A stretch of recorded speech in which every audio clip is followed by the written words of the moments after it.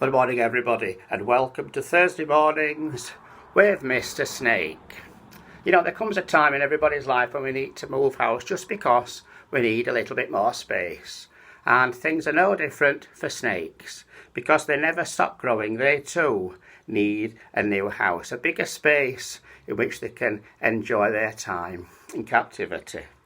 And so that's happened this week. We've had to build a brand new vivarium for Mr. Snake to accommodate his growing size to just over 6'4". He's just slithering back in now, actually. Do you know, to Mr. Snake, compared to his last little house, it must feel like a mansion for him. All that extra space. He's got logs, he's got rocks, he's got shelters, he's got the water. He's having a fantastic time in his new mansion. There's a text in the Bible that talks about mansions. It's one of my favourites. And it says this. Jesus is speaking to his disciples when he says, "Let not your hearts be troubled. You believe in God. Believe also in me.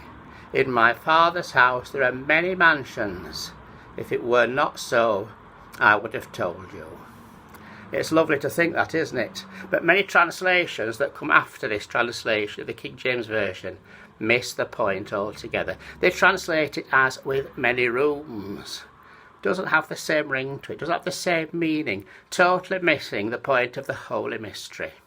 It's a bit like the old Babushka Dolls. Do you remember those? I've not got any Babushka Dolls, but I have some Babushka barrels that belong to my son. And if you remember what happens, inside each one is another one, a smaller one. And you keep going and going and going until you find a tiny little one in the middle. I think it's this green one. And you open it up, and in it there's something special. But in this case, all the contents get smaller rather than bigger. In this holy mystery, God turns the world topsy-turvy. He turns the concept of heaven topsy-turvy. Instead of getting smaller, it gets bigger. We go into a house and we open a door, and there we are inside a mansion. And we open another door and we're inside another mansion that's even bigger. And another door of a mansion that's even bigger than that.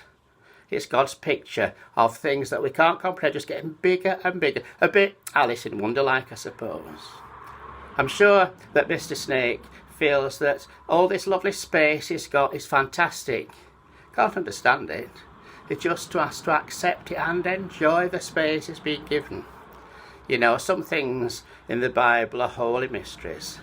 They're not meant to really be understood, but to be accepted in faith.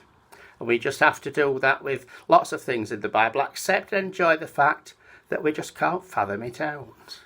In fact, in 1 Corinthians 2 verse 7 says, "But we speak God's wisdom in a mystery, a hidden wisdom which God predestined before the ages to our glory."